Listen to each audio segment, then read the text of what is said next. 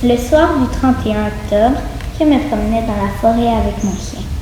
Tout allait bien, jusqu'à ce que quelqu'un me frappe très fort derrière la tête. Ma vision devenue floue, jusqu'à ce que je m'évanouisse.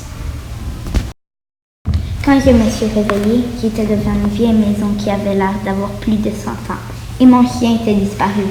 J'allais m'en aller pour essayer de trouver ma boîte poilue, mais j'ai entendu un jappement qui venait de la maison. C'était celui de mon chien. J'étais prête à tout pour le sauver, même me sacrifier. En regardant la maison, j'ai vu qu'il y avait un jardin. J'avais très faim. Je suis donc allée voir s'il y avait quelque chose de planté que je pouvais manger. Mais quand je suis allée voir, j'ai immédiatement regretté ma décision. Le jardin était rempli d'organes humains. J'étais terrifiée. J'ai couru vers le devant de la maison.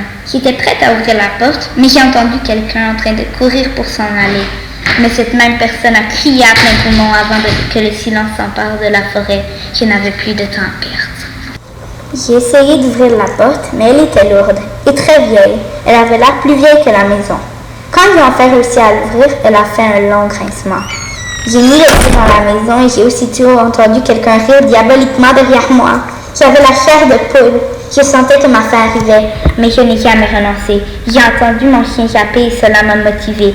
J'ai arrêté de me demander si un baron voulait me manger ou si des squelettes allaient m'attaquer.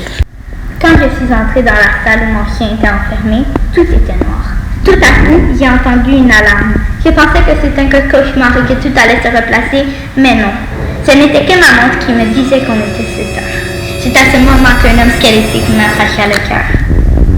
Depuis ce jour, moi et mes amis les fantômes sortons le jour de l'Halloween. Et quiconque essaye d'entrer dans cette maison à 7 heures subira le même sort que moi.